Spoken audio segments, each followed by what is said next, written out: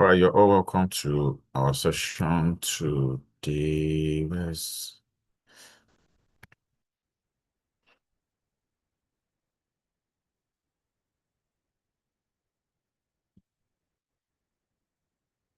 All right, you're all welcome to our session today. So our session today is on standard and unrealistic expectations. So the question we tend to answer, are we setting the bar too high or in the wrong place? So this session today is something that will going to be beneficial to both singles and the married. So if you're married, you're in a safe space. If you're single, you're in a safe space, because at the end of the session, we're going to take something home. So the things you will take home, your expectation at the end of the session is clearly understand the difference between healthy standard and a realistic standard. Two, learn how culture, trauma, social media, and fear quietly shape the list, which we call expectations. So be able to, audit your standard without shame. Then walk away with healthier, more realistic framework for choosing a partner. And also for the folks that are married, reviewing and auditing yourself of the things you have been doing. Are they supposed to be done that way? It's just self-evaluation at the end of the session. So like I always say, the session here is a safe space. No one is going to judge you for anything. We're all learning together. We're all thriving together. We're all growing together. So do not be ashamed to share something that will help others to learn. All right. So whether you are single or married, just like I said earlier, the conversation it applies to you. So now, singles use standard to choose. Does that speak to anyone? Use standard. Okay, he has to be this, he has to be that, this has to be in place, that has to be in place. Then the married use expectation to relate. He's supposed to know. He should have known. You are supposed to read my mind. You are supposed to know that I need this. And sometimes the very things that help us choose someone become the things that strain the relationship. Can be that, okay, I choose Mr. Abdul because he is tall and handsome. And in course of the relationship or the marriage, that tall and handsomeness become the issue of your breakup, because every other lady are also in his DM because he is tall and handsome. So you now begin to say, I wish you are not this fine or this tall and handsome. All these other ladies would have left you for me alone. But that same thing that is the reason why you choose Mr. Abdul has not become the reason for the strain in the relationship. So standard and expectation. So, okay, I want to kind of relate this, speak in a way that everyone will be able to relate, okay? So standard are non-negotiable values. Standards are non-negotiable values. The things that protect your emotions, spiritual and physical well-being. Standard is about character, not convenience. So what are the examples of standard? Can anyone give me an example of standard?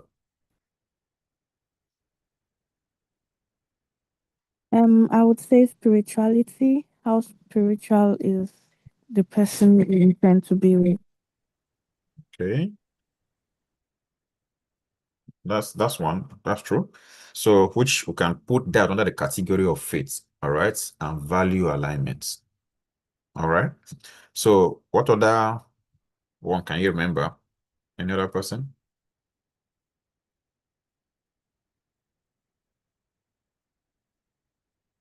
All right, I will just because of time. So examples of healthy standard are character, emotional maturity, respect, honesty, growth mindsets, your faith and value alignment. Person being able to take up responsibility. Like when I mean responsibility, we don't just put that or enshrine that in when it comes to giving money. No, that is not what I'm saying. Taking responsibility entails and cut across many areas, and we're going to look at that later.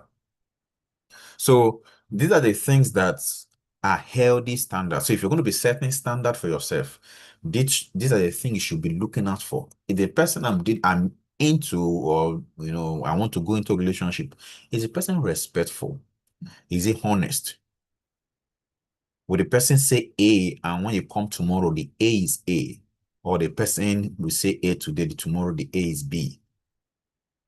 So standard answer the question, these following questions. What kind of relationship will I allow myself to be built on? I will take that again. Standard tend to answer this question. What kind of relationship will I allow myself or my life to be built on? I can also give under what kind of relationship honors my value, my faith, and my well-being. Those are the questions healthy standards tend to answer. So whatever you see or you have built around yourself that is standard and it's not part of what we have listed here, they are unhealthy standard. And I categorize those unhealthy standards as unrealistic expectations.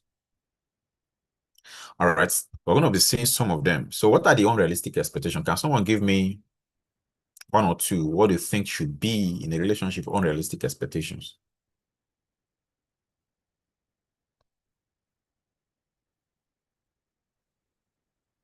Please unmute your mic and speak, all right? He should have so amount of money in his account. Okay. That's true. Is there any? I think you should have a specific body type.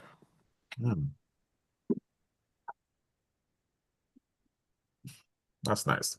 Okay. So unrealistic expectations demands placed on someone to complete you. So that they are demand that you place on someone to complete you. They are perfection disguised as preference. They are often rooted in fantasy, fear, or comparison. Don't forget, the man or the woman that you want to get married to or you want to get involved with is still trying to identify his own self, right? So placing those demands on him will be so much of a thing. So I'll give some examples of unrealistic expectations. One, they must never trigger me. So you have your triggering points where they can just touch and you start flaring up.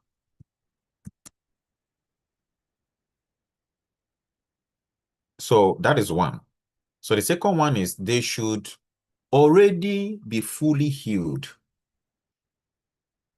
All of us were in a journey of, trying self-identification, healing from past hurts, past emotions, and all of that, things that we are going through.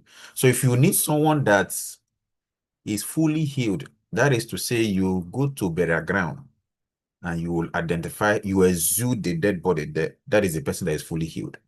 Because all of us, we are going through one thing or the other. Okay, so the next one is they must meet all my emotional needs. My friend, no one can meet all your emotional needs. No human being can meet all your emotional needs. So the next one is they should know that they should know what I need even without me saying it. That means you should marry the Holy Spirit.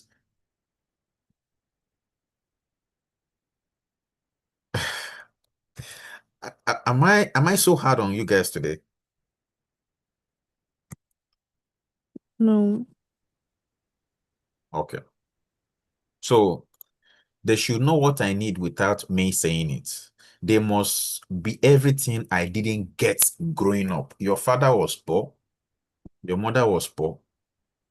They couldn't give you this, they couldn't give you that. And you want someone else's son or someone else's daughter to come and give you everything that your parents couldn't give you when you were small. They couldn't, anything. When I say anything, it's not monetary, all right? It mustn't be monetary, but everything. So you expect one person to give you everything that you couldn't get while growing up. So expectations become unhealthy when you assume someone to be reading your mind. Then it's just best you go and marry a mind reader. They demand emotional perfection. You know, you expect the person to be top notch in everything as regards to emotion. You know, they assign one person the job of making their whole life make sense. So one person should be, okay, don't worry, let me not go ahead of myself. So emotion answers the question. Sorry, expectation, unhealthy expectation answer the question. Who will face what I haven't faced? So you have things in your life that you know that this thing shouldn't be, and you're not ready to face those things, but you expect the other person to be able to face you, the broken you, the you that is sick, the you that have never been able to identify yourself. You expect someone else, either a male or a female, to be able to identify you, package you, fix you. My friend, that is a heavy burden for any human being to carry. If I give you that load, trust me, you're going to shrink before you know it. But what does healthy love or relationship really ask for? It asks for let's us grow together. That is what it's asked for. It's not asking you to, give me this, give me that, carry this. No, no, no. It's asking us, let us grow together. I know that a man full of imperfection. You also, you are a woman full of imperfection. But can we grow together? If you read the book of Psalm 73, verse 26, and it says, my flesh and my heart may fail, but God is the strength of my heart. So my strength has the tendency to always fail. I might not be able to meet all of your needs, but God is the one that strengthens us to be able to forge our head to ensuring that every one of us, both of us are happy. So now let's look at this same problem, different stages. We're going to be looking at for the singles and for the married. That's why I told the married folks, please come. Don't say because you are married and they love relation group you don't want to be part of it. So no, that's not correct. Whatever I do, I try to ensure that both the singles and the married benefit something from it. All right. So unrealistic expectation shows up, and as a result of that, we overfilter people too early. We filter people too early. So looking at,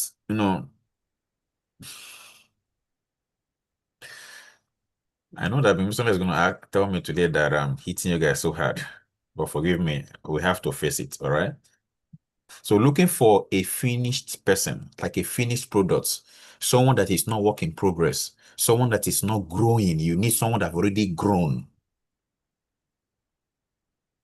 Confusing attraction with alignment. You can be attracted to someone. You might, have, goosebumps over in your body when you see someone, all right? You have crush on someone.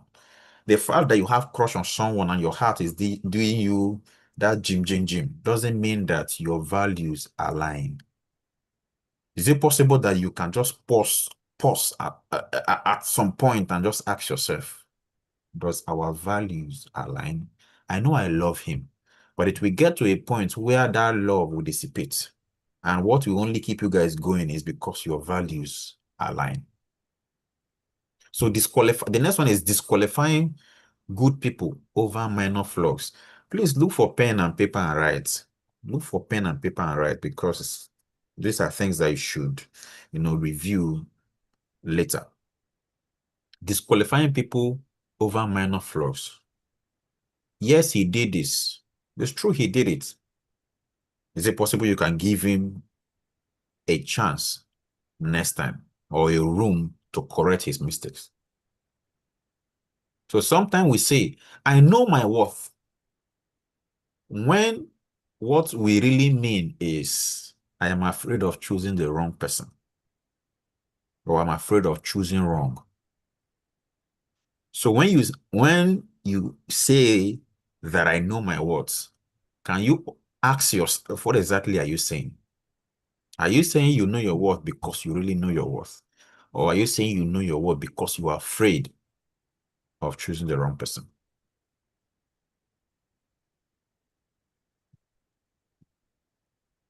Are we here? Yeah. Okay. So, for the married folks, unrealistic expectation shows up when we ask these questions. We say, you have changed. Okay, when we say, make this statement, you have changed. When I got married to you, when we got married, you're not like this, you have changed. Are you expecting the fellow not to change? Is human being designed to just be like that without changing? As you grow, changes are bound to happen. But the most important thing that they should align with your values. You should know me by now. Is anyone that don't steady make these statements, especially the married folks, or you have been into a relationship, especially you have known someone for 6 months, for 1 year, or as many or ever time you can remember. Have you ever made these statements? You should have known me by now. Please react. Let me see.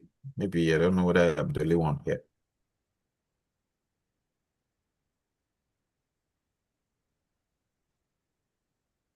No one. Oh, it's only Michelle. Okay, that's nice. So all these other people, they have not made that statement. Miss, you guys are perfect people. That's nice. Okay. Hmm.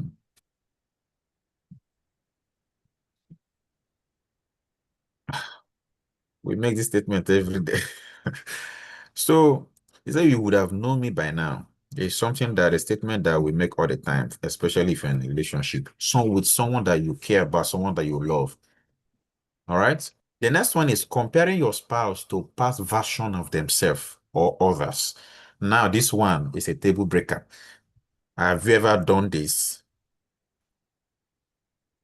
Comparing your spouse, not with another person, all right? Yes, sometimes we do that with another person, but have you ever compared your spouse with, or your partner with the previous version of them? Kind of, when you guys got married, you were doing this, you were doing that. Is anyone? Hmm. I think what I do is, oh, you would have reacted in a bad way before, but now you are reacting in a better way. Okay. So now let's break this down. Have you ever, it's still the same question, but I'm trying to kind of bring us to a place where we kind of understand the question. Like your spouse, when you guys got married newly, he used to buy you gift every day he's coming back from work. But right now, he's not doing that. That is one. When you guys got married, you guys used to go out, let's say every weekend or so. And now, you guys, it seems that is not even a topic of discussion. Or when you guys got married, he used to wait for you before he eats. But right now, even before you come out from the bathroom, he has finished the food.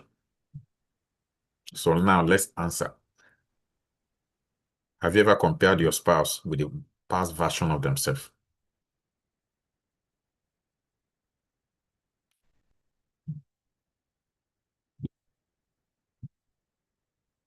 Yes, yes, sir. It happens always. Yeah. So you see, everyone that is married, we know this, whether we like it or yes, because we are not always, up there. The game is not always up there because we're human. When we are home, we are in a relaxed space. It's just like when you are at work, everything is programmed. You have to do this, you have to do that. But when you are home, you pull the clothes, pull everything, you are in that safe space. So possibility that you will keep up to that momentum is not there. That is why we are human. So there's always every tendency that, kind of at one point or the other, tell ourselves, you would have done this many years ago. You would have done this, but now I see how you are doing it. No, I have only been married for 4 years, maybe later. Okay. But now, after this session, you shouldn't be doing that. All right. So that's why we'll have this session. Okay, so the key truth is that marriage doesn't fail because of low standard. It strains when expectations go unspoken, unmanaged, or unrealistic. So when you have a certain expectation, you keep it, you bottle it to yourself. You don't utter it, or you uttered it, it wasn't taken care of, not properly managed, or they are unrealistic. Then it becomes a problem. So if you have ever had an argument or an issue with your husband over something or the other, can you just, go back to your memory lane and ask yourself, was it because this particular expectation, was it because it was unspoken? Or was it because it was unmanaged? Or was it because it was unrealistic? Certain times as couples, we just go with the flow. You know that, okay, if I correct my husband, it will cause trouble. But even when you know that that thing your husband is doing is wrong, and that thing, if he continues that way, one day you will flare up. Or your wife keep doing this thing, that thing will cause issue in the future, and you don't want to take care of it now. So that is where unmanaged expectation comes in. So in the book of Ephesians chapter 4, verse 2, Bible says, be completely humble and gentle, be patient, bearing with one another. The underlying statement there is bearing with one another. So you should be able to open your mouth and talk. And when your partner tells you what you are doing that is wrong, you have to bear with them. Because when you are dating someone, you guys will meet somewhere. And when you guys fight, you go to your house. The other person go to his house. But when you guys are married, I'm sorry, it is that house, that room, that bathroom. That's where you find yourself. There is no other part. You won't say, okay, because we have misunderstanding, I'll go to my daughter's room. Even your daughter will ask you, Mommy, why are you sleeping in my room today? Are you get what I'm saying? Or if it is a man, your son will ask you, or your daughter will ask you, Daddy, why are you sleeping in my room today? Why is mommy sleeping sleeping alone? So it's very important that we communicate. We try to ensure that that situation is taken care of, and that expectation is not realistic. You're asking your partner right now, you want to go for vacation to Bahamas, let's say in the next 2 months. Have you guys saved the money over time? Unrealistic expectation. You tell your husband, I don't know how you're going to do it, but just go out. Be like your mates and get it done. And your husband, because of pressure, go out to his friends and borrow money just to ensure that he fulfills your fantasy. Unrealistic expectation. So now we're going to be looking at it, what it means to set the bar too high. Or the question is, are we really setting the bar too high? So the problem with bar setting is that the bar is not the problem, but the problem is where we place the bar. So the bar is not really too high, but the problem is where we have placed the bar. Most of us place the bar on things that it should never be placed on. Imagine placing your bar on things that all of those unrealistic expectations, things that triggers you. Okay, if this guy, if he triggers me this way, then it's not the right person for me. If he's not fully healed, it's not the right person for me. If he's not emotional, or if he doesn't meet all my emotional needs, it's not the right person for me. If you place your bar on things like this, you're bound to suffer in that relationship. You will always cry. You will always be unfulfilled, unhappy every time, because the person, no human being can meet all of those needs. All right, so I'll give us three, common misplacements when it comes to bar setting. Number one, we put expectation where progress should be. Sorry, we put perfection where progress should be. I want a man that is financially stable. The man that is not financially stable today can also be financially stable tomorrow. So financial stability is a process. It's not a perfect end. It's not a full stop. It's a process. Then you put your peg, like you need a partner who is healed, whereas all of us are wounded. We are going through healing. Even in our journey in life, all of us are into it. We are healing. We are growing in it. There is no human that is healed. No human that is healed. Because one day, either in your job or something must happen that makes you understand that you are wounded and you need healing. So you need someone that is emotionally intelligent. If he's not emotionally intelligent, I will not date him or I will not marry him. Whereas this can be worked on. This is a progress. Even someone that's emotionally intelligent today, that level of intelligence can be obsolete tomorrow. Whereas by tomorrow he will need to update or upgrade. So that emotional intelligence today might not be what you will need tomorrow. So it's a process. Spiritual depth. The fellow today that is not that spiritually, fervent or deep as you want it can grow into it tomorrow. God is the one working in all of us. That person you met in church that is firebrand can become so cold tomorrow. Whereas the person that is not that, Jim when it comes to spirituality can become so deep tomorrow. So it's a process. The next one is communicate perfectly. You want all the communication to be, communication to be top notch. So you don't want any flaws. My friend, communication is a process. It can be worked on.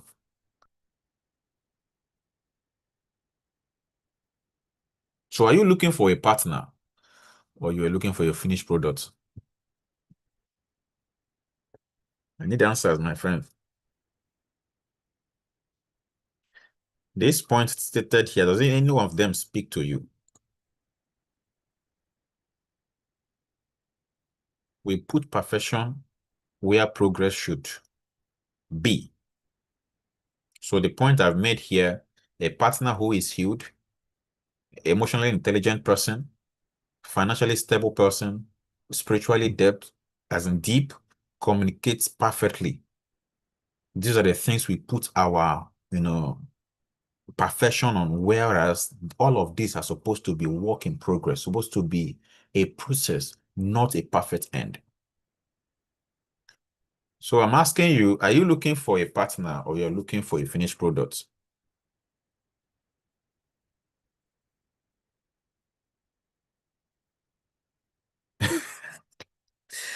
You say it won't be bad to get a finished product,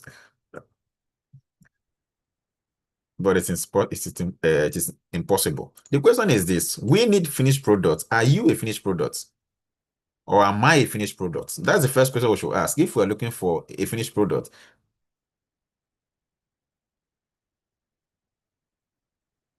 yes, emotional intelligence is important, but don't also forget it's a process.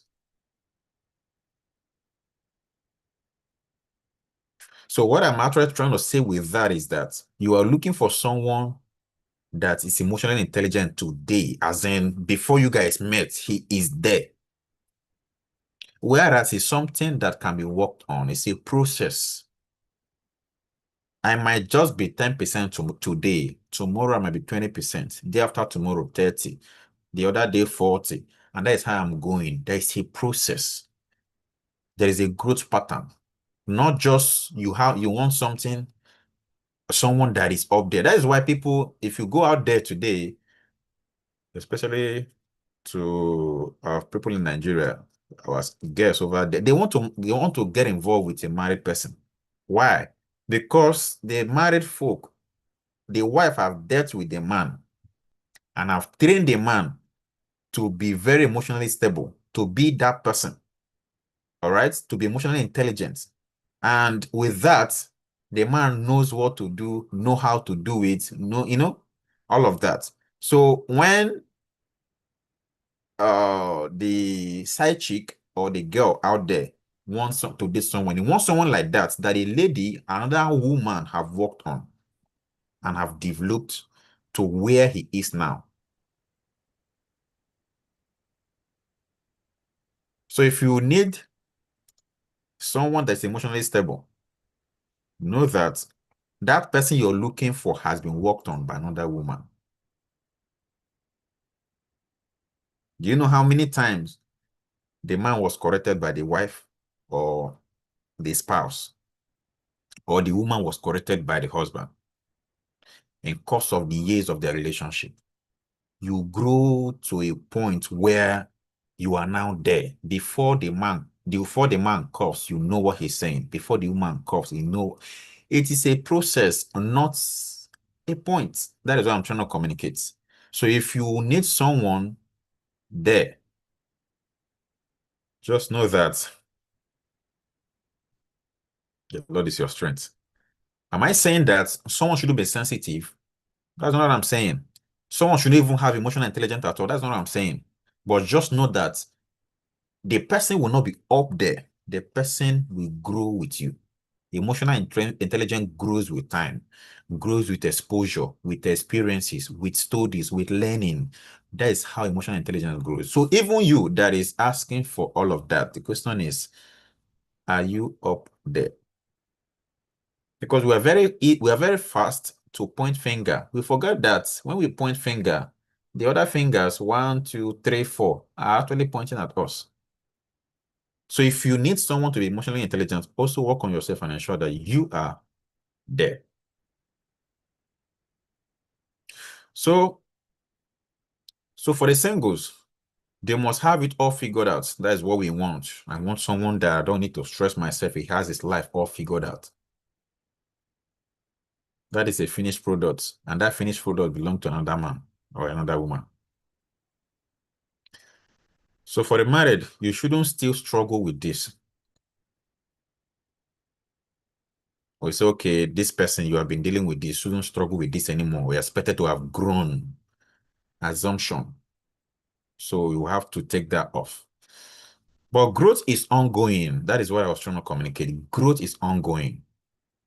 Philippians 1 verse 6 says, he who began a good work in you will carry it to completion. So even God do not start a good work in you and say, okay, just start it and finish it now. No, it's a process because he knows that you need to grow. He won't give you anything that you cannot handle now. It's something that is a process. So our God is a God of process. So why are you looking for someone that is just there? So healthy relationships are built on growth, not flawlessness. They are built on consistency, not perfection. Let the person just be consistent. Let there be a growth pattern. Let there be a process. Let it be visible to the eye. Not that the person is perfect. So if you're looking for a perfect person, please go to the graveyard. There are a lot of perfect people there because when you go to the great beyond, you meet a lot of perfect people. So there is no perfect man out there. I am full of my own. There are a lot of shit my wife manages in me. There are a lot of shit I manage in her. So we are all work in progress. So don't ever assume anything. So the next point here is, remember I told you 3 misplacements as regards to the standard. The next point is preference elevated as principles. Preference elevated as principles. So preference are personal, but principles are foundational.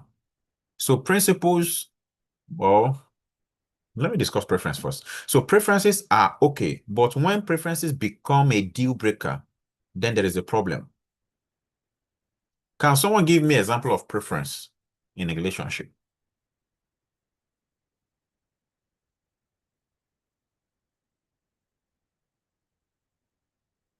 I'm waiting.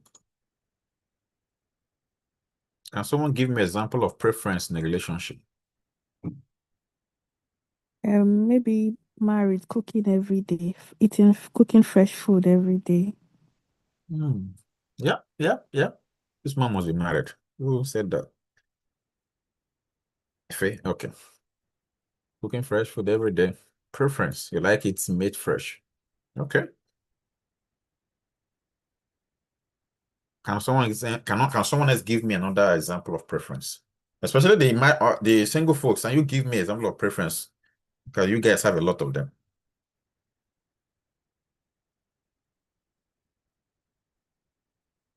I'll call name. Obe.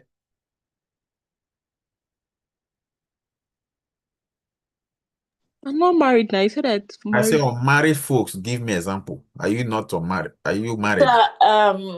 I don't know if it is correct, but if I say like as a single person, I'm going to streamline my preference to he has to be a Yoruba man. I can't do any other person. That's correct. So there is culture and tribe. It's part of preference. So How about looks?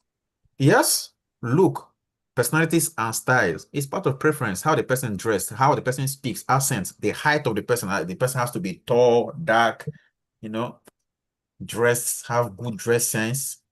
Let's see how to speak well. Yeah, it's part of preference.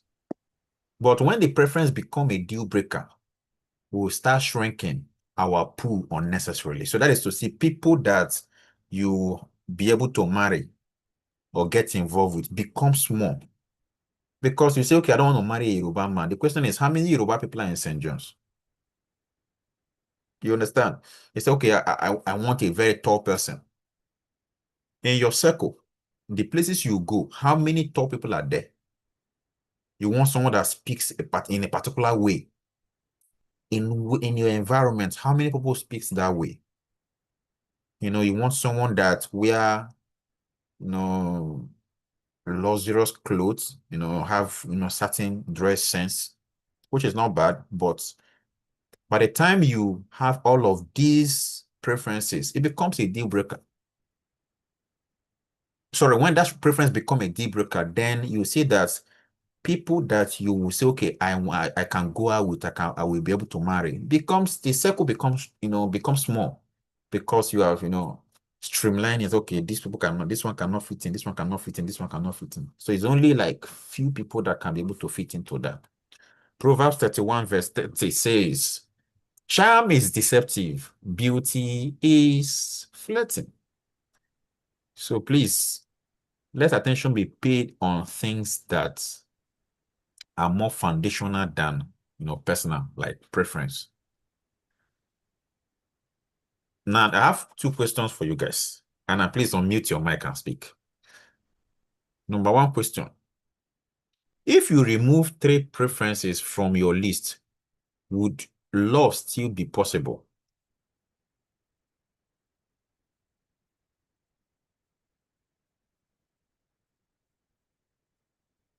I need answers. Like okay, even this one also good. I will ask the married folks later, but let the unmarried folks answer me first. If you remove 3 preferences, like we have said here, the height, the accent, the way the person speaks, how the person looks, the tribe and all of that. If you remove 3 of these preferences from your list, is it still possible to love someone? Can we reduce the what we're removing? If you if I remove like 2, it's still possible. But So if you remove 3, it's not possible. that 3, some of those 3, that third one. Let me see the chats. Tidy space. Okay. Don't worry, married people will come to that tidy space because I know we men can be anyhow at times. So removing 3, I'm just asking you. You said 2. So if you can remove 2, why can't you remove 3?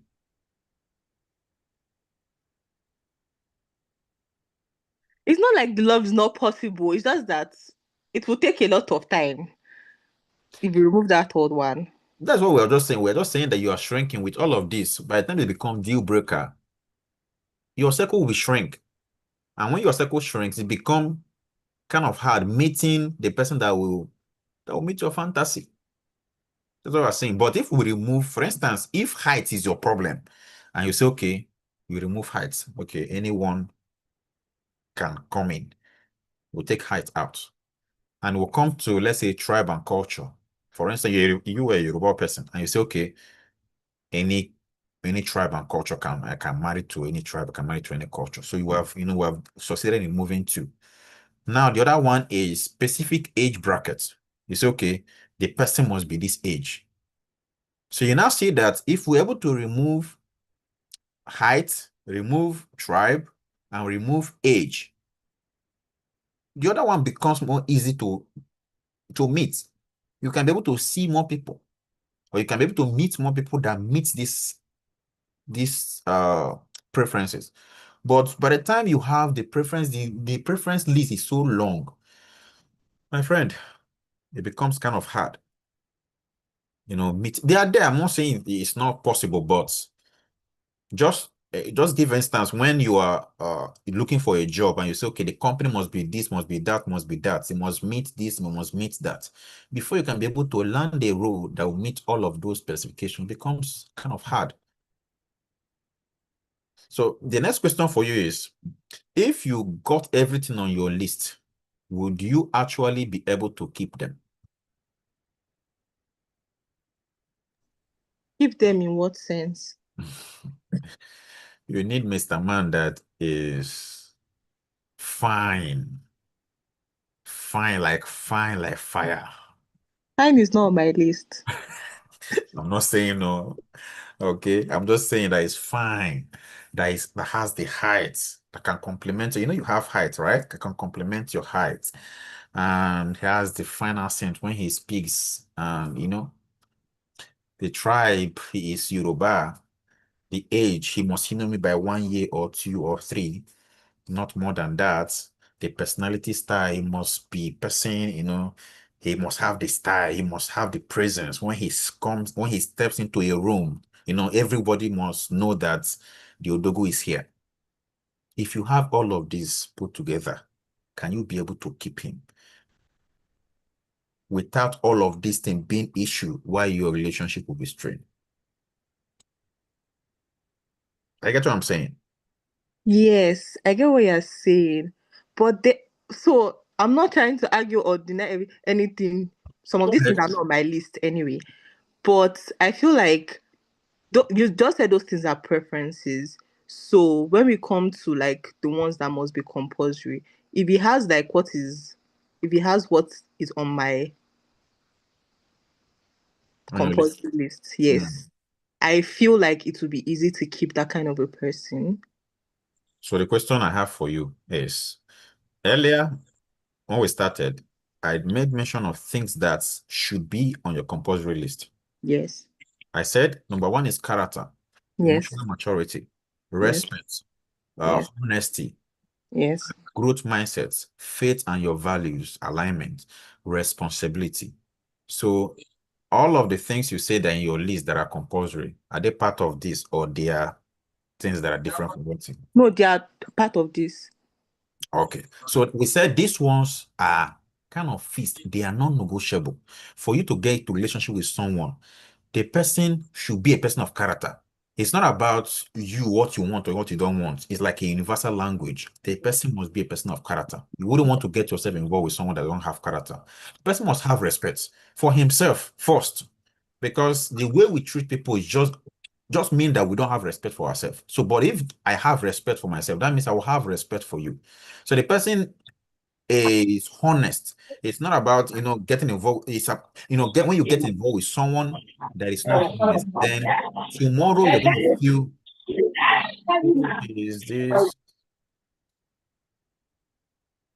okay? So tomorrow you're going to feel the heat when the person is not honest. So we said all of these things are the things that our relationship should be built on. All these other ones are just preferences, which Many people have set their standard to be, which is not supposed to be. All right. Yes. So now we'll continue. The next one is we expect one person to play multiple roles. All of us, even the married folk and the single. Or let's gather here. Let's gather. You are looking for someone that will be a lover, that will be a best friend, that will be a therapist, that will be a spiritual leader, financial safety nets, emotional regulator. Is it possible to have all of this, or has anybody been able to have all of this package in one? Don't answer me so you don't go and cause trouble. Especially Should I say something? Say, go ahead. Okay, I know that it might not be possible to have it in a whole in one person, but one thing I've learned over time is we grow into those roles. It's not immediately that you become perfect in those roles, but the more we learn from each other, we tend to polish each other in a way that we feel that is acceptable in our relationship. So the more you work with the person, you tend to see some things that you don't like, and like in a very nice and cautious manner, you speak about it, you communicate it in a very nice way, and gradually the person grows into what you tend to like. The person grows into that picture that you want for yourself. That's what I think anyways. Okay, that's a nice one.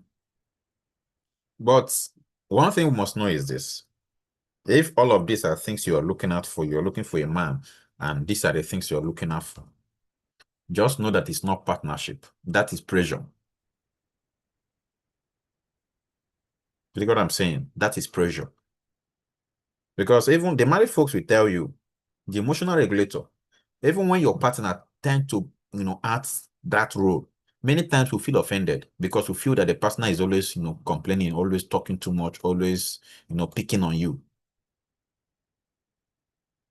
The married folks, am I correct?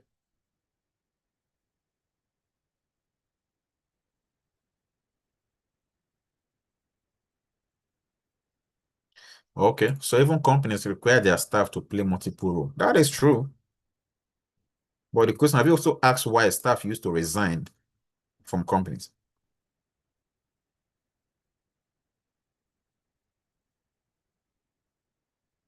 We're not saying that you should not, that these things are not possible. But there are things that we can grow into it, but don't expect us to be the perfect, as in to be perfect in those roles. Because why? For instance, you want me to be your therapist. There are trained therapists. I'm not a trained therapist. I can only do as much as I can only tap your back, try to calm you down. That is the best I can do. Try to, talking to, put it to sleep. But the trained therapists have their role. They went to school, maybe trained for 4 years or so to be able to, get to where they are. So you don't expect that one person to form all of, at all of those roles. That's what I'm saying. Okay.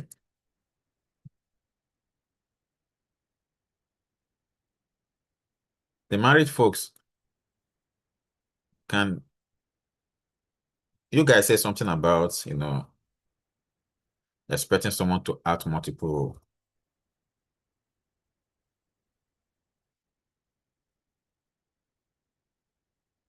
Michelle,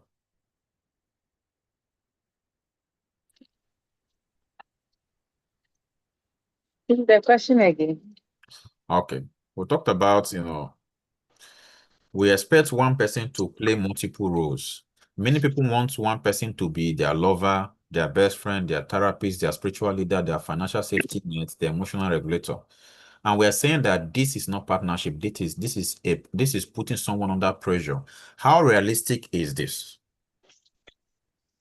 I think with time we all grow into it because you come from different backgrounds, you have different strengths and weaknesses. So the person can be all that at once, perform all the roles at once. But with time, as you grow, you get to know each other. Then you know how you can support each other, be one way or the other helpful to your partner, and then you grow into it. All right, thank you so much. Madam Chi, do you have anything to say on this?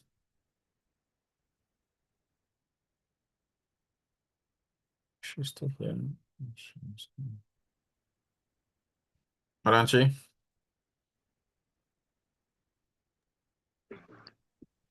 Okay, yes. Oftentimes we make that mistake of expecting. Hello, can you hear me, please? Yeah, we can hear you. Loud and clear. Okay. We often make that mistake of putting the burden on one person and expecting the person to kill him or herself for us. What's the question again? Let me not answer out of point. Okay, I say we expect one person to play multiple roles. Many people want one person to play the lover role, best friend, therapist, spiritual leader, financial safety net, emotional regulator. So we're now asking how realistic are all of this? Because we're saying that this is not partnership, this is pressure, putting pressure on one person. So I'm trying to get your view. Okay. It depends. By the time you marry your friend, actually, you see that he or she becomes a lot of things to you. You grow into each other and but it's something you grow into. It's not something that you just place on one. Because if you place it on one and the person and it's not being reciprocated, you will Yeah. see that the weight becomes too much and it will not be sweet again. Yeah. It won't be sweet and enjoyable again. Okay, thank you so much. Now, Galatians 6 verse 5 says, each one should carry their load. I will explain this as regards to what I'm trying to explain here. We need someone to do this, do that for us. It is very hard for someone to be your lover, even when you don't have love in yourself. It's very hard for someone to be your best friend when you're not a friendly tendency person. It's very hard for someone to do a lot of these things for you. You have to have this attribute, not that you are void of them and you just want somebody to fill those roles for you. That is where the problem lies. And just like every other person I've spoken, there are things that we grow into. But expectation shouldn't be that you want someone to do all of these things for you while you go to sleep.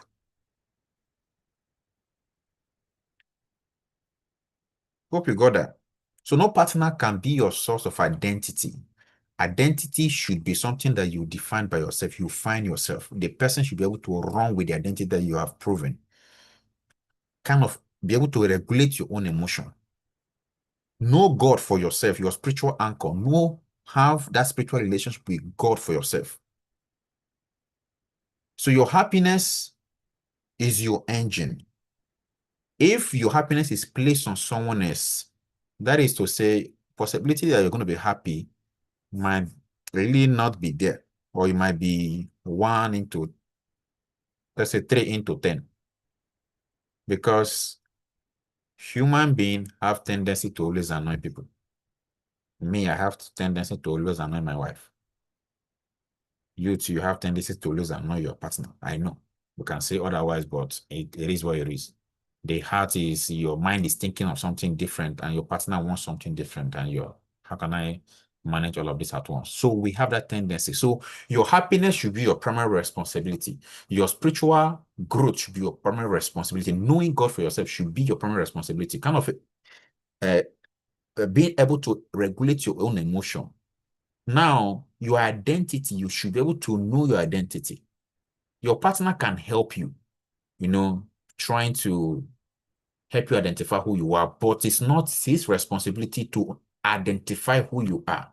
It is you that will show your partner, this is who I am. In the book of Galatians chapter 6, verse 2, the Bible makes us to understand that. So I want to for us to carry each other's burden. So what healthy love is saying, I want you to walk with me, not carry me. Can we walk together? Can we hold our hands and walk together? Not because you are down and I'm up, I want to lift you up. No, both of us are up, but we have to just walk. I don't know if you're getting the whole picture. That is what healthy relationship is saying. But the problem why many relationships today are broken is because the other one is down, the other one is up. And for them to work, the two of them have to be up. But one is seated, one is down seated, and the other one is standing. And at that point, it's kind of hard for them to work, which is why communication becomes an issue. Relating becomes an issue because you guys are kind of in different world. He is standing, you are sitting.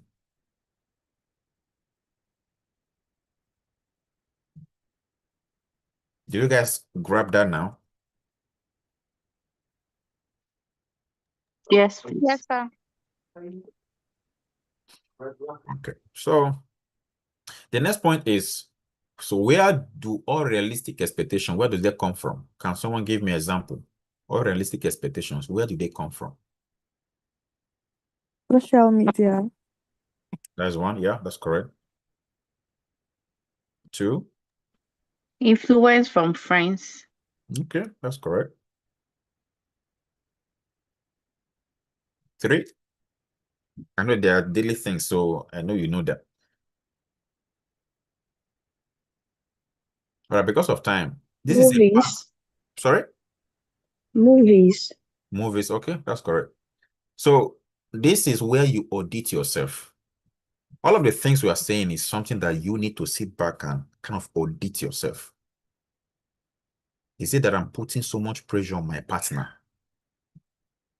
Is it the reason why every time he comes home, he's never happy?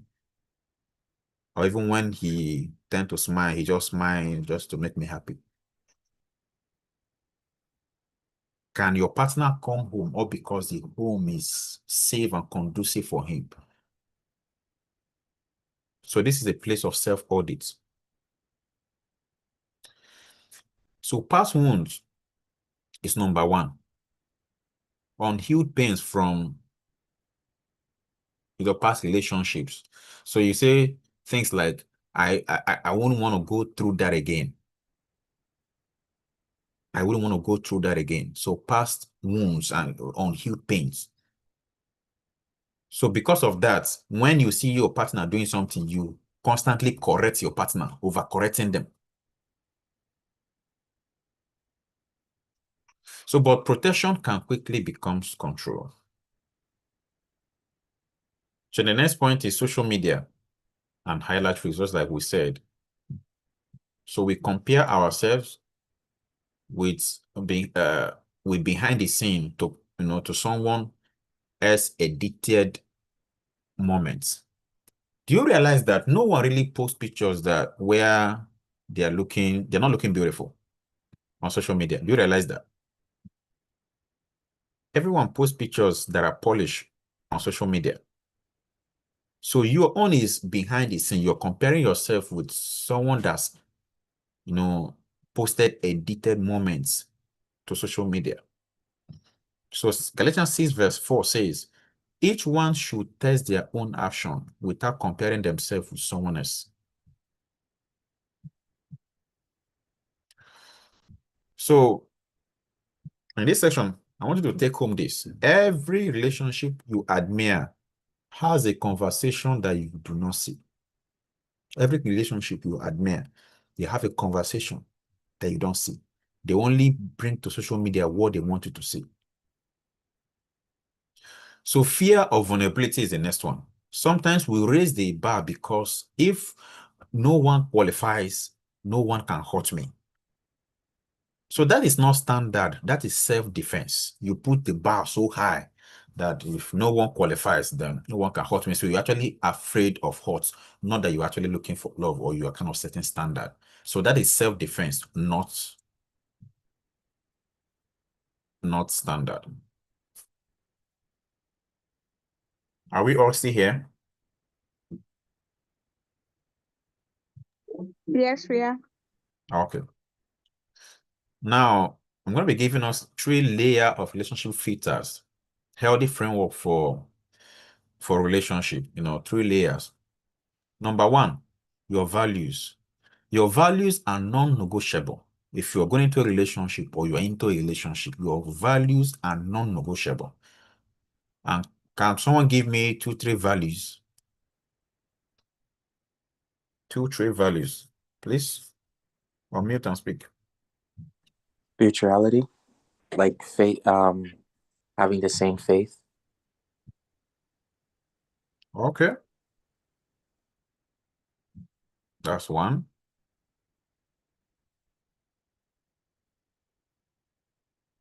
Two. So can I actually have to ask a question? Go ahead. With this, with what I just said about spirituality and having the same faith, would like the denominate, I know like Christianity has a lot of denominations, right? Would and a lot of denominations believe believe different things. Like some denominations don't believe in speaking in tongues or miracles or anything like that, right? So would that also center around having the same faith, or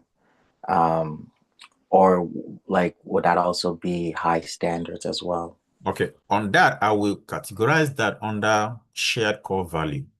Okay. Earlier when we started, I listed some core values, which faith was one of them. Okay. Now, as per denomination, to start with, we are Christians. All right. Now, there are different churches in the Christian fold. We have the Catholic, we have the Sabbath churches, we have that we have the Pentecostals and all of that. Have different churches, and the end goal is the same, but the methodology differs. All right. Now the question is on that area is, where are you going to? What is your mission? I get what I'm saying. What is your mission? Where are you going to? And the person in question that you want to marry, for instance, you want to marry someone from Catholic, is the person teachable, or the person's ideology about the Christian faith is hinged and feast on what he or she has been taught. And as a result of that, there is nothing that can be added, there's nothing can be taken out, it's feast. I get what I'm saying. So if the person falls under the category of feast at the view or ideology about the religion, then you have to run. But if the person is that person that is teachable, the person can be able to integrate with ease to other churches. The person will not say, okay, will not come and start castigating what the person did not understand. But the person will kind of study the Bible with you to be able to understand things. You will learn, for instance, someone coming from Catholic and you are from CMFI, you are going to learn things from the person. The person is going to learn things from you. But for instance, the area of speaking in tongues, is it stated in the Bible? If the person sees it stated in the Bible, will the person be able to adjust the belief of not speaking in tongues? So that's what I mean by the person having certain belief, feast and non-negotiable cannot be adjusted. So if you have someone in that category, then run. But if you have someone that is teachable, that can be able to adjust based on what the Bible says and believes the Bible based on what is written there, then why not? You can marry someone from any denomination. But the bottom line is, where are you going to? What is your mission? All right. I don't know if I answered that question. No, thank you, sir. You're welcome, sir. So no sex before marriage. Okay, that's correct. So the non-negotiable values, they are respect, integrity, commitment, shared values. So just like what Abdul said about marrying someone from another denomination, faith, all falls under that. Sex before marriage, they fall under that shared core values. You must have someone that, if you say, okay, from what the Bible says, we're not going to have sex before marriage, the person must also have that as core value before you go ahead with the person. All right. So willingness to grow, Is this person ready to grow? So these values are firm, unshakable. They are things that should run your life. Now we have capacities that are buildable. Capacities that are buildable. They are communication skills. The person might not be good in communication today, but the person can grow tomorrow. Emotional awareness. The person might not be good today, but can be good tomorrow. Your financial wisdom, your financial, stability. The person might not be good today, but can be good tomorrow. Conflict management. The person might not understand about it today, but the person can learn, study, and grow in it. So all of these they fall under the category of capacity that can be built on. All right. So these are learned, practiced, and refined together. Two of you can grow in this together. Proverbs 27 verse 1 says, 27 verse 17 says, as iron sharpens iron, so one person sharpens another. We are here to build on ourselves. We are here to develop ourselves and help ourselves. So iron sharpens iron. Let's sharpen ourselves. Communication skills, let's sharpen that area. Emotional awareness, financial wisdom, conflict management. Let's sharpen ourselves in these areas. Then the next layer is preferences. Remember, we talked about preference before. Preferences should be flexible, not fixed. They should be flexible. So your style, the person has to be Yoruba, all of those should be flexible. Preferences should bend, not block love. Should not make you to not love somebody or because the person is not Yoruba, because the person doesn't speak in a certain way. All of those should not make you to stop love. So we're going to be going to the second to the last session. I think we have spent a lot of time today. Now, these are the questions you're going to be asking yourself. Please, if you can write these questions down, write these questions down. Maybe I should just put that in the chat, all of these questions in the chat.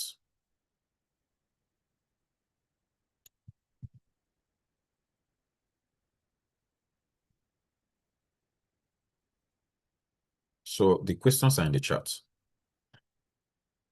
Am I asking for what I am also becoming or willing to practice? So you are asking for someone to become this thing, to become this person. The question is, you as a person, as a partner in that relationship, are you ready to become that thing? Or you're just looking for someone that have strength in that area, whereas you are not ready to work on it? Do I have a partner? Do I want a partner or a rescuer? Someone that will rescue me for poverty, someone that will rescue me for whatever the situation is. Because many times what people are looking for are not partners. They are looking for someone that will rescue them. So the question is this to you. Are you looking for a partner or you're looking for a rescuer? The next question is, do my expectation invite connection or create pressure?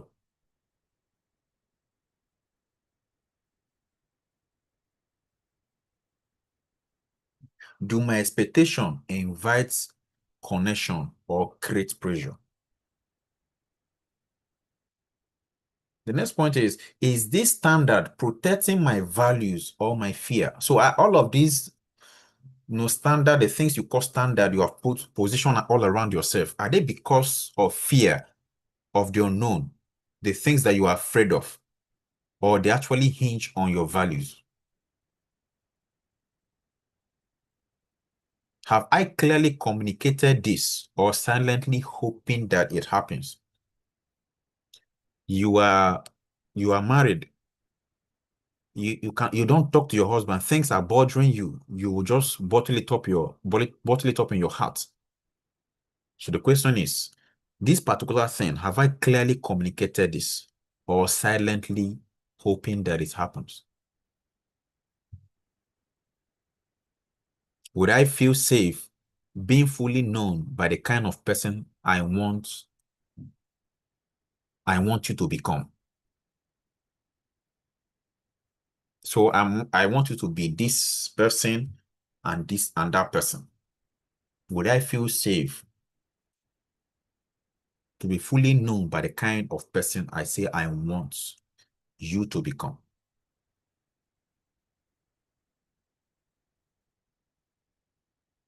So for the married folks, these expectations have, the expectation in marriage have always been an issue. So has the expectation been agreed on, or you are just assuming it in your head? He's supposed to know. She is supposed to know. Can you pause and just sit down and have that conversation, and two of you agree on it and say, okay, this is what we are doing.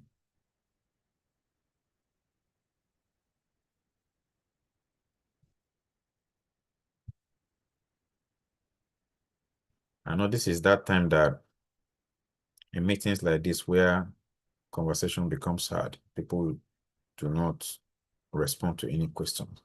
But it's important that you be able to self-audit you, or a kind of self-audit, do a self-audit on yourself. So for the single folks, choose someone with strong values and growing capacity, not someone who ticks every box. The person might not tick all the boxes, but choose someone that has the potential to grow and has strong values. The values are strong. They are not variable. So for the married folks, shift from why aren't you to how can we grow together? So that shift alone can cause, a good landing in a relationship. That shift alone can soften marriages. How can we grow together? How can we grow together?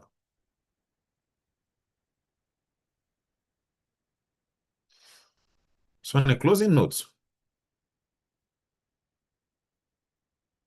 the goal is not to lower your standards. No, that is not what we are trying to communicate. The goal is to align them with reality, maturity, and love. Identifying what should be standard and what should be preference and expectation. Colossians 3 verse 14 says, and above all, clothe yourself with love, which binds everything together in perfect harmony. So clothe yourself with love. So healthy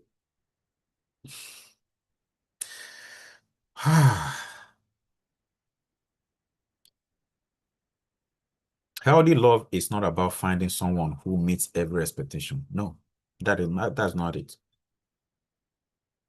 It is about choosing someone whose value align with yours, whose growth journey complements with your own. So you are traveling on this route. Pick someone that's going on that route. His growth journey complements with your own journey. So, my friend, everyone here, so no, the bar isn't high. The question we started with earlier, are we setting the bar so high? No, the bar isn't high, but it's about where we place the bar. Are the bar placed on the right things or on the wrong things? So at this point, I'm going to pause and have questions if you have one.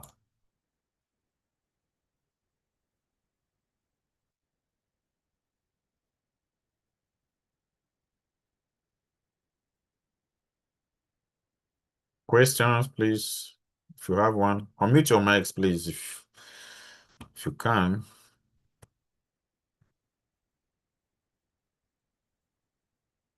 Broken. Yes, go ahead.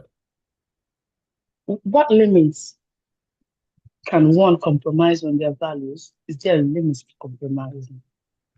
Your values, from what we said earlier, your values are fixed. All right? The things that are shakeable and can be adjusted and worked on are expectations. For instance, if you say, okay, the person is not honest, would you want to compromise on and get involved with a dishonest person? Are you get what I'm saying? Yeah. Yeah. So someone is not respectful to you. Do you want to go ahead to get involved with that person that is not respectful to you, even when it is glaring to the eye that this person is not respectful to you? That's why we say the values are non-negotiable. Someone having integrity is something that you cannot jeopardize for anything, because for you to get involved with someone, you need someone with integrity. If you get involved with someone that is not ready to grow, then there is an issue. There's an issue. So the values are firm, they are fixed. The things that we can work on are expectations, our preferences, the things that has the capacity to be built on. For instance, our communication skills, all those ones, we can work around them. The emotional awareness, the financial, because many times, this financial side, many times, the unmarried folks hinge their decision on who to marry on financial stability. Well, it's not a bad one to say, okay, I need someone that is financially stable. But the question is this: is that what your value is? Is it part of your value? It's not in that category when you talk about values. So why should who are we married be hinged solely on the financial stability or financial wisdom? So all of those ones can be worked on. The conflict management, they can be worked on. But your values are firm. If you want to live longer.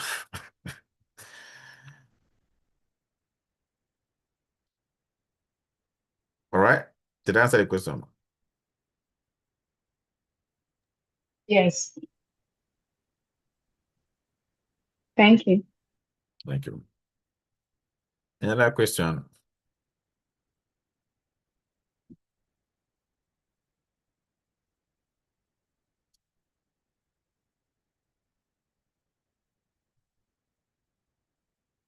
Ife, do you have question? No, sir, I don't have. All right. Thank you, sir. So I have question for you since you don't have. So earlier, Sister Maureen talked about scattering the house. So where does that fall? I know that, I don't know where your husband falls. All of us are in different places in our journey. Now, someone always scattering the house. What category does that fall for you? Like you have your husband, every time you fix the rooms, the clothes are always everywhere. Where does that fall for you, and how do you manage that?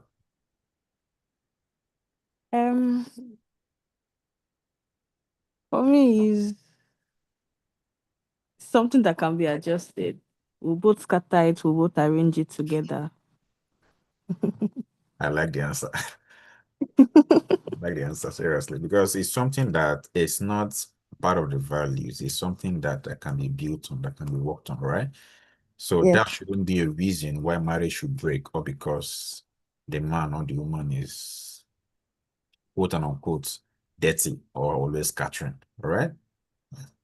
So thank you. Oluwatoyin, are you here? So I have a question. Okay, go ahead. Okay, so my question has to do with age. So what does age really have a specific role it plays in a relationship? I will ask you a question. Have you ever seen someone that is 30 years behaving like a baby and someone that is 20 years behaving more matured? Yes. Okay. So that answers your question. Age is a number, all right? It depends on you, what's your preference and where you put that in your preference list. But age is a number and shouldn't be a reason why you should, say, okay, I don't want to get involved with this person, or because the person is this, the person is that. So just know that age is a number.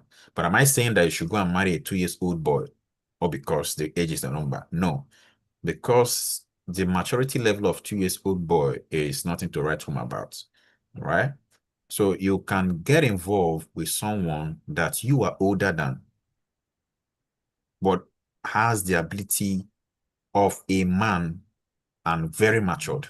Because there are folks that are younger and can take up things, responsibility, even much more than someone that is older. So maturity should be a thing to consider first.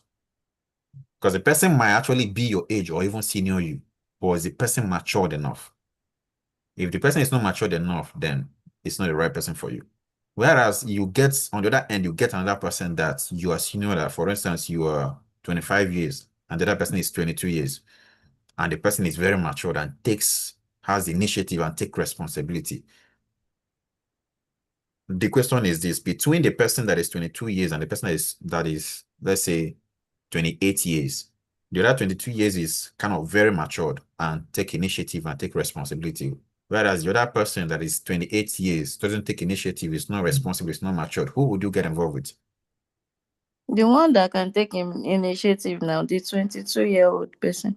Yeah, so that is to say that age is a number and shouldn't be the major things to look out for when you are getting involved with someone. Okay, thank you, sir. You're welcome.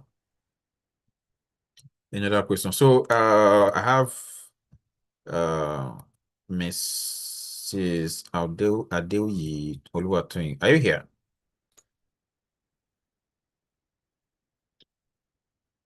Oluwatoyin, are you here?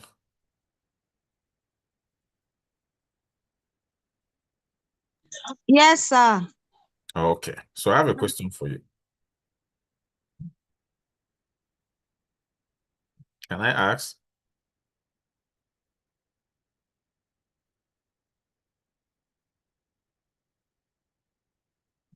So you have been married for many years now.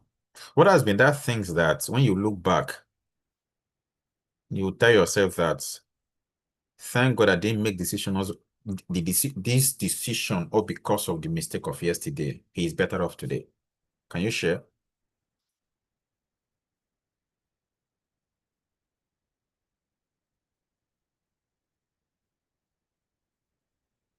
Okay, I think she is busy.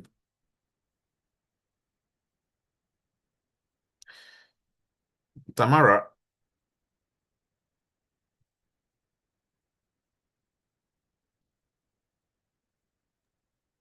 Can I share my experience on that? Yes, go ahead. Okay. When I got married, it was so sweet. I was like, wow. But a few years down the line, I started looking at my husband with one eye. I said, was this the guy I really married, or what went wrong? Because when we got married, if my husband is not back from work, I will not eat. I will be outside waiting. Sometimes I will go and sit down on top of the car waiting for him until he comes back. All of a sudden, I don't know what happened. But later on, I took there's a word you use, you say personal audit. After some time, I looked inwardly and I noticed that, oh, it's not that this guy changed. I think the problem was actually coming from me. There were things I started doing that made him put up a shell to prevent himself from being hurt. Okay. There were things I started doing that made him to put up. I think it started when I was pregnant, pregnancy, whatever. So he needed to protect himself to be alive for us. So then within me, I was looking at him as a very bad and wicked person and all of that. But after a while, I looked inwardly and I began to ask myself those questions. Okay, if this thing that you are doing, if it's being done to you, would you like it? So after taking that personal audit, I started readjusting, and adjusting, and I think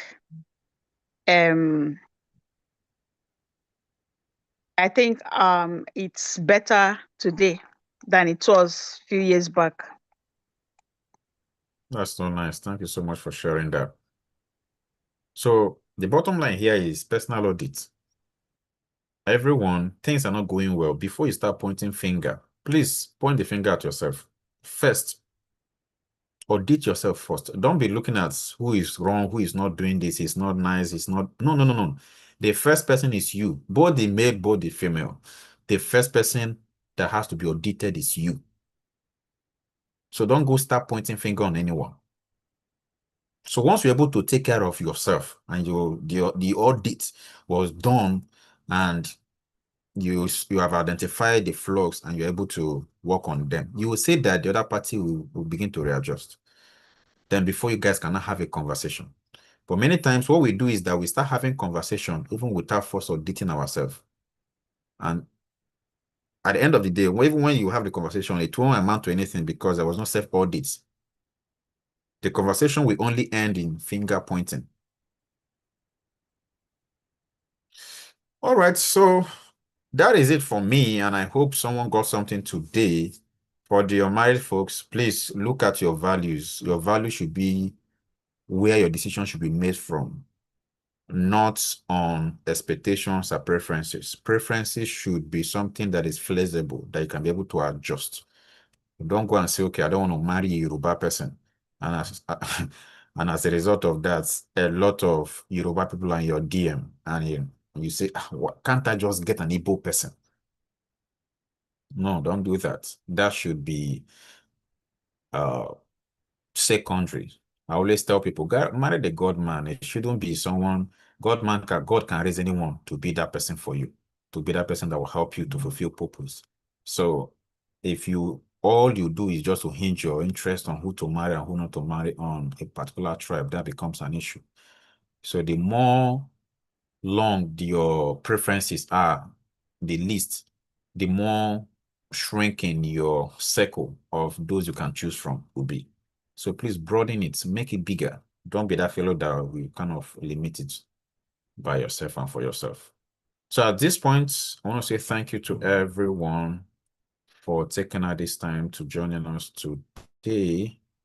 At this point, we're going to call it a day. Thank you so much. Please, if you have a question, don't forget to send it to me. Sister Maureen, do you have any question? No. All right. Thank you so much, everyone. And have yourself a great night rest. Thank you. Thank you, sir. Thank you, sir. Thank you, everyone. Thank you. sir. Thank you, sir. Welcome.